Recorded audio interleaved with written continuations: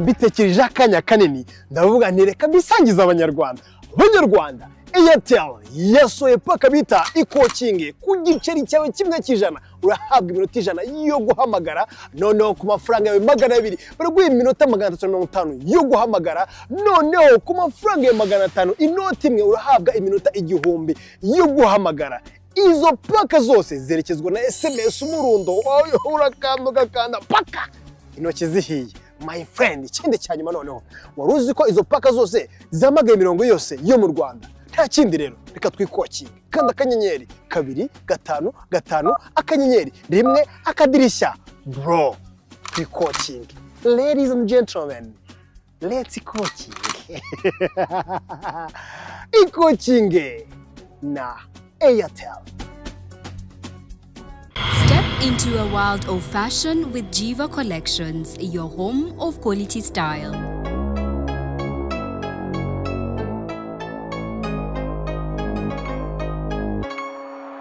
Jiva Collection. Twigira ku ruganda tugakoresha. Samsung True Phone True Solution. Waruzi neza yuko ugura telefone imwe ya iPhone bakakongeza indi ya A05 ya Samsung. Ahanga ni ibintu byiza kubindi. Duherereye rero ni mu mujyi muri Stawa kuri ground floor ahantu harebana no kwa Rubangura. Ugura telefone imwe tukongeza indi. Izi nimero za telefone nizigomba guhamagara igihe cyose. Ese warubizi ko dufite izindi promotion turimo turababwira ni nyinshi cyane. Ibyo tubafitiye nakarusho. Samsung True Phone True Solution.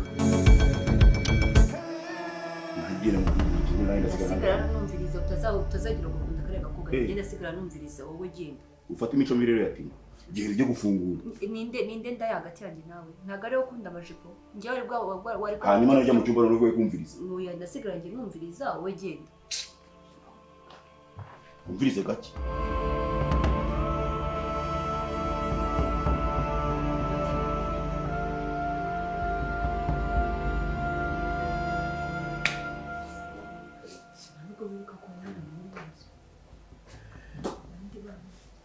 Aramaza kanya hanze se. Ariko se mwamuri ubisuko bamutaba mu mutwe. Ntabwo byoroshye ariko nta kibazo umuntu aragerageza. Ni kare utazuje teta. Teta bite? Sawa. Mwagaze ni poto. Yenunda. Nuko nifashe nkishusho ya Bikira Mariya we. Urabona. No, maze neza. Karibu. Ugeze gusakuza amazina. Ije ni ibiki nimo kumva. Wasanga ubwo ni Timothée kuri filime kumva. Filime? Usanga kuri filime. Ariko ni filime z'abantu bakuru. Yashoboka ari sinzi. Yari ubwira kandi ibyo filime. Sibyo ni. Aya iki gihera.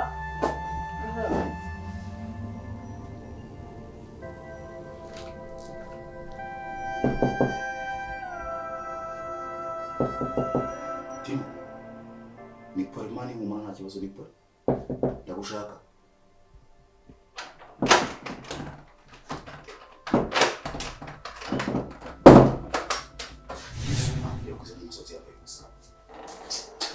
Iki mfana winikinze. Nk'uje gukora ikintu gishoboza bwawe. Ishoboza bwawe tuvugana. Uje gukora ikize? Ishoboza bwawe tuvugana nyine kure. Ntabwo nyine kure mu bwawe man.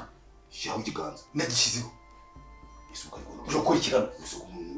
Oya uje gukora iki? Banza ishoboza ko mwana mbisa. Wicyari mara kumva.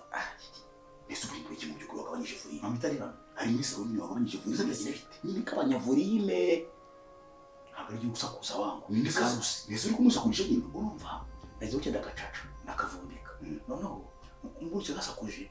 Nkize ngo gashyire ikiganza urumva kakatangiye uri kumbuza umwuka so kajya amagara make urumva kazoturikanye kabizi by'uyu wese wakoze gake cyangwa rero bihagarike uzakomeza ikintu kihagarika byago hanyuma maragufata gute maragufata gute senyora maragufata nanjye kampura n'imbe bakangaya hanyuma gufata imbe none wowe atufate kutura abasaba muri inzu ibyo bihagarike ihore nimba cyane ko abanyavuriro tabanya Suwaje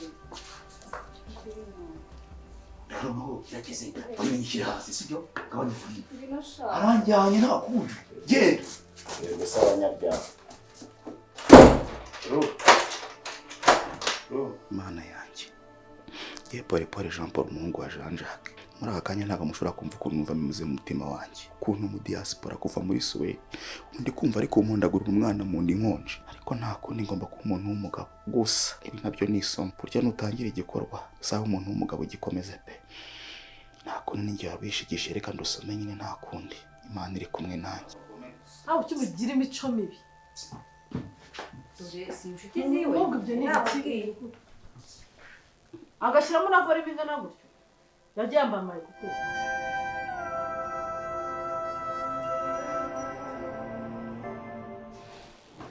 Nane sama kuri ma. Cyangwa kurunda hameze neza.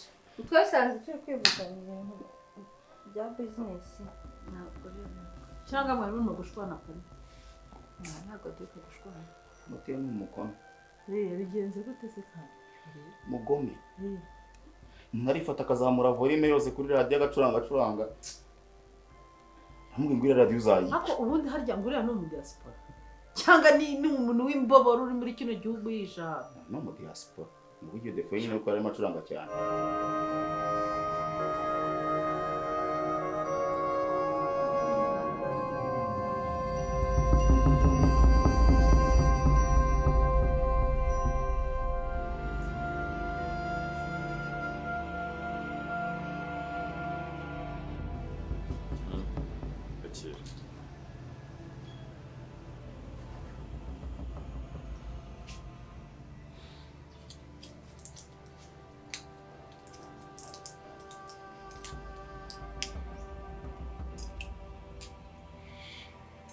Sobora kuruje nk'ibi.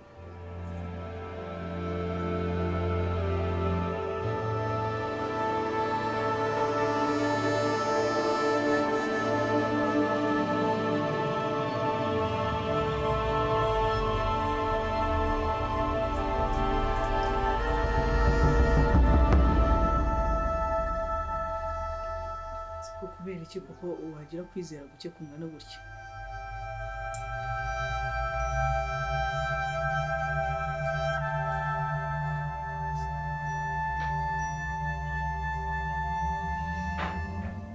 Cricket bafunguriye nta bintu byinshi byinshi. Tamu? Very. Oh, champagne.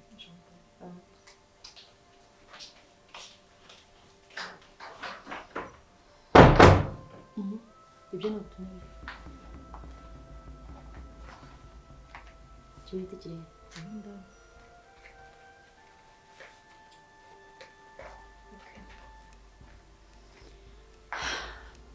Genda ku bitaro. Urwaza uriya mwana neza.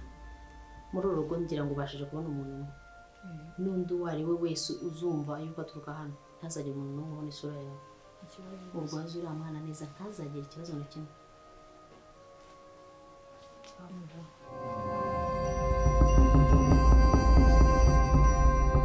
Akwica mbahora umbwire ko mbona ibibazo byose umugore ukuyemo inda nta kibazo mbona sore yigezaho.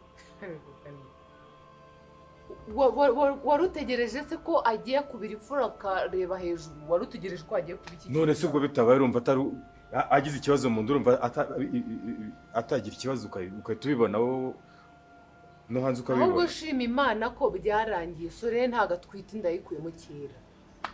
Yari kubiki kandi adatwite? Kwece ibyo bintu utabiza tongera no kubivuga ibyo bintu urumva uko bino bintu njya kubikora nari mbize neza ko atwite kandi urabizi ko amaze igihe atwite. Kanimba nyumva Sore nta kintu yari kuba kuko ntago yari atwite kandi nimba yaranatwite inda yayikuyemo kuko kira kinini yakinywa nyuma hari kugaragara ibintu hari kuza amaraso cyangwa akaribwa mu nda nyine tukabona ko agize ikibazo ariko nta nda yari irimo.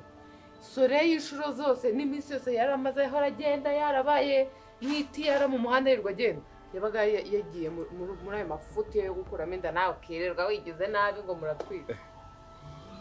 Ariko ku bwenge bwawe wumva ko gukuramo inda ari ibintu byoroshye ari ibintu upfa gukora ukumva none si mukuru gukuramo inda bitwaye iki? Afite imyaka y'ubukuru hari uwamwoheje ngo agende ayikuremo ngaho rira. Nase gukuramo inda ntabwo ari ibintu bifata nk'icyumweru kandi bigaragaza yuko umuntu afite ikibazo nta no gutaka na rimwe n'umutwe. Yego kane ubwo si ukwirengagiza tuvuge ko muri ya mahabara yawe nayo mwigize mushorerana kwa muganga ikagenda igakuramo inda ntabyuze. gukuramo inda urumva bisaba icyumweru.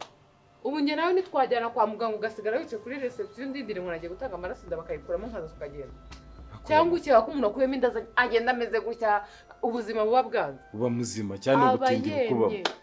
Uba muzima cyane ubutindi bukubamo. Kani reka nkubwire. Sore kubeshya ngo agiye kwa tukuwote, kubeshya ngo yagiye mu kiriyo, kubeshya ngo yagiye yabaga yagiye gukuramo inda anashaka ko yongera kamera neza. Ubundi akomeza gucurika kugira umusazi.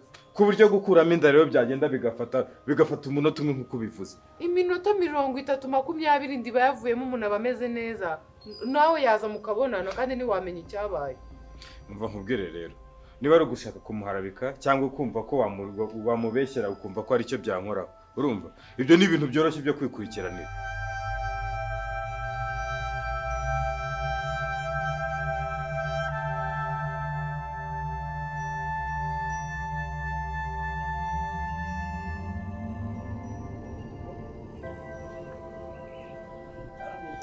Umva nakubwiye ko rwose iyo myenda itankwira sinshaka gukoresha imyenda pe kandi mumbabarire cyane.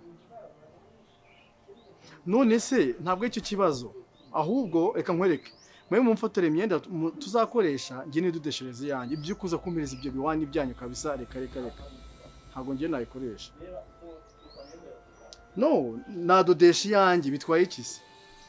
Reka nkubwire uzi probleme iyo myenda usanga abantu baba barayambaye harimo ibintu by'ibirwara utamenye gusa umuntu akwandujise n'ibindi cyo ntabwo mbikunda kabisa ntabwo njye nambaye imyenda y'abandi bantu. So munyereke imyenda mufite foto rero nyereke none ngenda dodesha yanjye kandi umva nta kintu bitwaye. Oya mbabara yamfasha kabisa ubwo ni ubuturage njye ntabwo ibyo nabikora pe.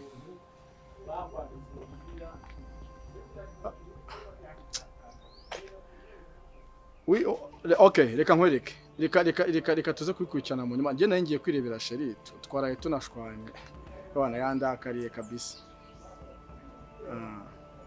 Oya ntabwo ninda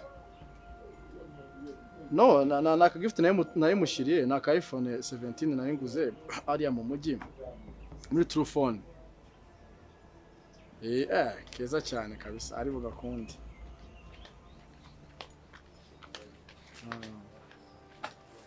Ni muri True Phone hariya mu mujyi ntabwo ari menshi miliyoni 3 n'igice.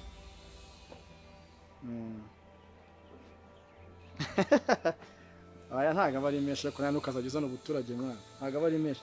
Urumva nawe cya kibanza nyine tubayemo kumeza makeya n'iki ewana miliyoni 8 navuga ntabwo ari amafaranga mpita mfata 3 n'igice bakangurishira aga telefone nawe ndiye ko namwatsega nawe ubwe ni ikibanza mwana. None ugomba guheba ahubwo reka wereka nsimbukireyo sibyo ndikoza ntago ndi butinde mite nza tuvugane neza ibyo bintu kabisa twitonze ariko reka kumbwira ibyo ngibyo kabisa. Ndayitanze. Oya nawe gakeneye wambwira kabisa ni mu mujyi nga telefone keza cyane kabisa ni muri True Phone. Turabipanga ntari ibintu ugira ikibazo biroroshye. Sawa.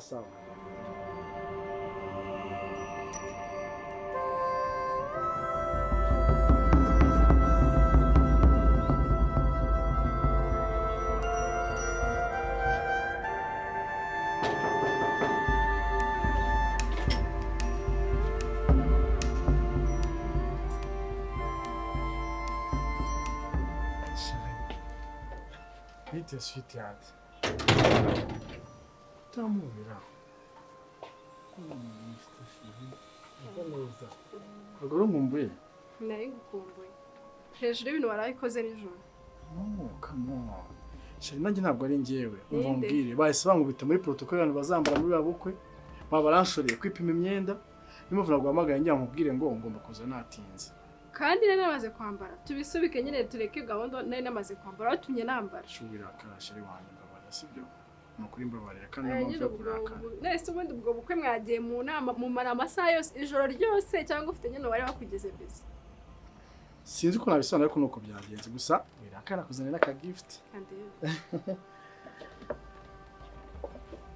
Surprise. No urishimye. Da.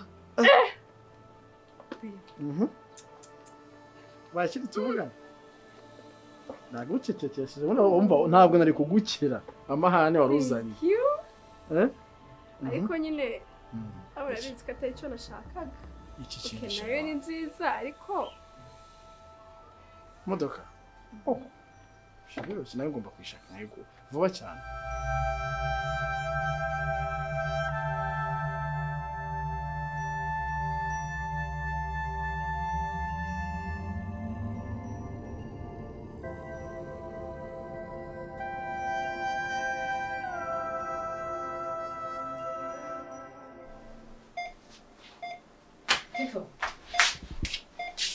Tifo, umutwe Prince arimo guhamagara. Prince.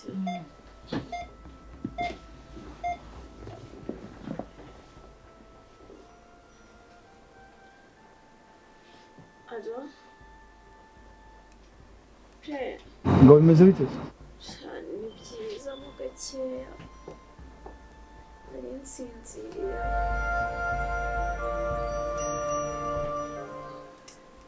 Shabyihorere nta mbaraga ndagira neza ariko biri kugenda biza uko biri.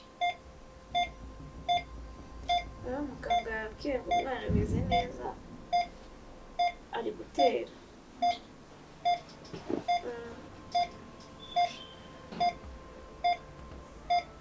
Ako pe ni ukuri nawe jya umbwira ubu si uri kumva bizakunda kuba muri ruriya rugo banoteza gutya none atwite noneho namaze kubibona ku isaha n'isaha bananyica pe. Ako si rati kuri ntabwo twaganiriye njye nawe njye narakubwiye ngo kugira ngo ube muri urwo rugo rwo kwatomo haba amahoro nuko bisaba yuko ugomba kwijijisha kuri nde kuri Peter kugeza amagingo ya nta muntu uzi kuri mwana ari uwanjye sinigeze mwihakana ndamwemera ariko nta muntu umuzi niyo bapima mukuru wanjye rero kwa ko dusangiye amaraso nubwo byagenda kose ntabwo babura nyine ko ntabwo babura kubona ko duhuje amaraso kandi rindi ndi kukubwira nyine wowe kugira ngo uzabaho ngaho nuko ukomeza kugenda ukemeza Peter ukamwemeza iki ukamweza iyo ndariye nyine na ukamubwira ko ari none se nigo nta nukundi waba muri urwo rugo bazagufata nabi bazagusohokana bagute hanze bazakwicisha inzara bazagutuka abo bakobwa ntabwo ari abantu bakire ku muntu ahibereye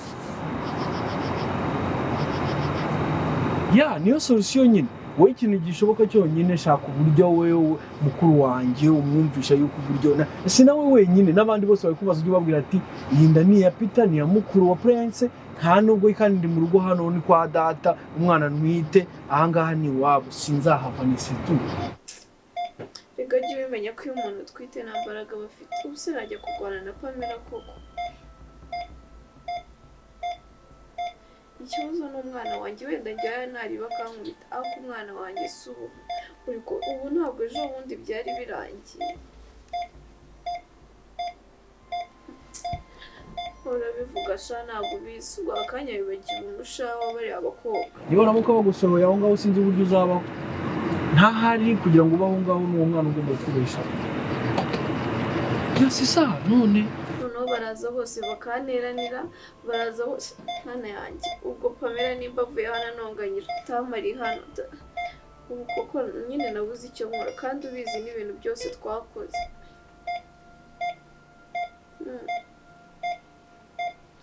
ngaho basi nari ngambwira ukuntu nzajya mbigenza none wiki kwitaba Peter wabaye uretse koko pe tukabanza tukavugana ibintu byawe byo kubura umwanya waretse tukabanza tukavugana nari ariko nyine utongera umumagane nari bimuvugane ntutinde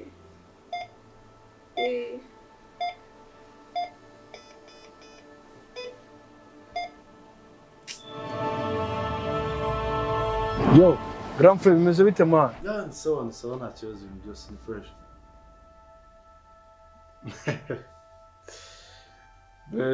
nta kintu cyatari cyahindutse u Rwanda ntirwaronda ariko nyine ntabwo waburamo utuntu nyine nkatwe duhari tuba tubona nta birezi ariko uhageze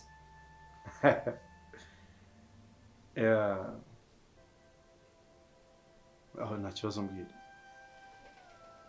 none se kutama amafaranga nagusabye man akupira amafaranga ushaka nayo iki koko Njye ndimo ndaguhamagara naguhamagaye kuwa gatatu nkuhamagara kuwa kane nkuhamagara kuwa gatanu reba n'ubu ngubu wallahi uzi ko kwishura ingene nakiga fresh nta mafaranga mfite yo kwikemura ibibazo manje nakubwiye cyakoze cyo nari nakubwiye 18 ariko nari mbonye akabazo mbona zibaye 20. Ako pre urafata miliyoni 20 ukazigira utuntu turi aho ngaho umuntu yapfa kohereza gutyo bira mpango. Ako si uvuga ibiki manu ngo miliyoni 20 ni amafaranga menshi ariko ubiye abagihara bamanga kandi ngiye bino bintu nzabivamo mbivemo bitanarangiye ngewe niba mugira ngo ubundi kwiga mu amuzi si je nabireka mani nkaza bitarangiye ndakwaka amafaranga muri bibazo na boro imodoka ziba zingwe sanse ahantu tuba twishyura ibintu byose mani ni amafaranga nese bumva nzabaho gute ko nakora nta mafaranga adafite gahunda atajyanye n'ibintu byo kwiga uzigera ubona miliyoni 20 uzivuga nkaho ari ubusa nta mafaranga wani we ibintu urimo byihurira ikindi kandi sinkaguhamagara umuntu buri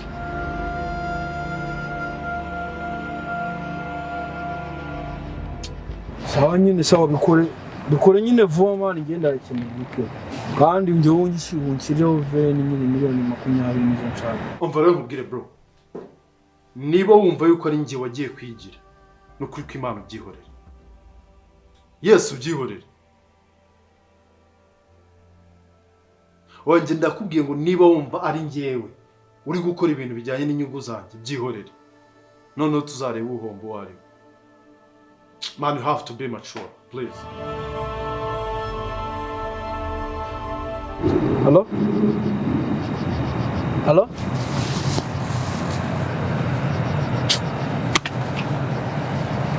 Andebera grand frère bamubwira ngo anyoreze amafaranga ariko ko kunari igicucu nashobora no gutera ese uwo muntu arabaho gutema icyo ushaka cyose ugomba kukibona none si bari bonyine ye ugiye gutwika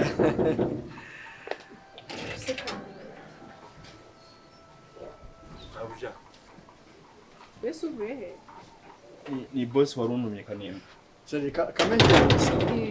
Thank you. Okay.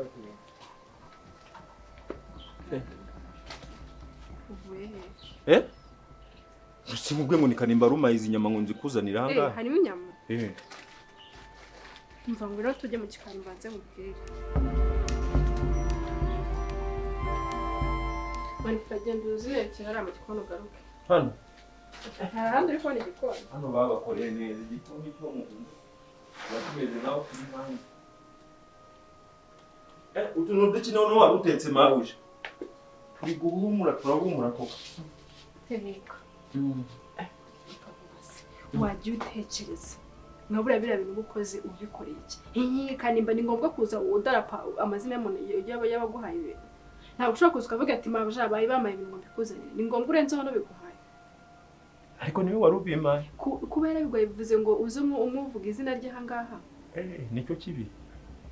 Uskura amatwe turi kumwe zikanimba nubwo atabyitayeho. Karimba wagira ngo amabari. Mabuja. Ni uguhaye telefone. Bya ibyo telefone birakureba koko tubyisha ukuri. None se kwa guhaye telefone ukaba wari ufite nindi. Je wamaye ingi ukaguma niyo ngiyo nshasha. Nyubuze umugore wanje, uri umugabo wanje. Nagwa telefone henze uyi telefone ngo amafaranga ukora. Bayita ngo iPhone 17 usubiramo. iPhone 17. Miliyoni zingahe 3,500 she wowe nta nubwo nazitekereza nta nubwo arazitunga ntoranazibona. Nose nimba ihenzi kwa mona kari nziza iyi ngi wari ufite atari nziza waba ari unyihera nje. Iyi nzaza nyine biro filime iyi nyitabireho urumva zose udafite akamaro. Hari ikintu cyawe washakaga? Ahubwo hari service nashaka gusa. Karabatara amafaranga. Nugira ubwoba nagaraka amafaranga. Ahubwo se mabuja.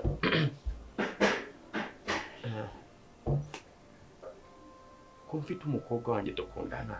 Ugiye gushaka rya mutwerere?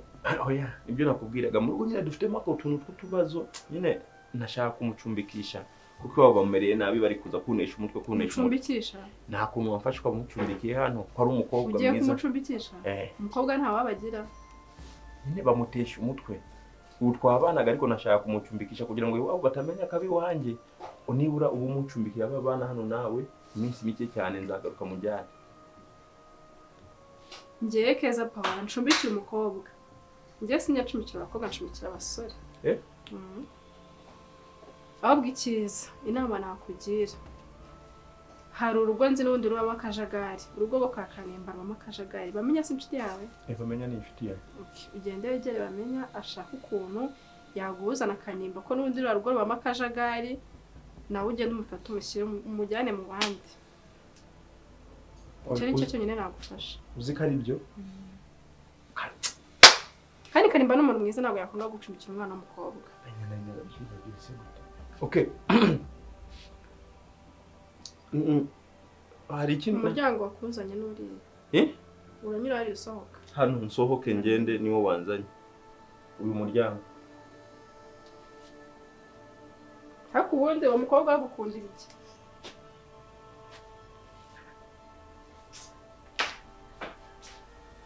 akavuga ati kafite uburyo kakoze udutaye aka kana nako sinzi uburyo wakitsemo Kanimba naho ubundi naho wamukikiye ubundi azagaruka rero nk'uko nabikubwiye cyagiye nubwo ntarajya kukwereka aho naguze iri nzu aya ni amasezerano nagiranye n'uwo twayiguze gusa ntabwo nshaka ko tubyiyandikisha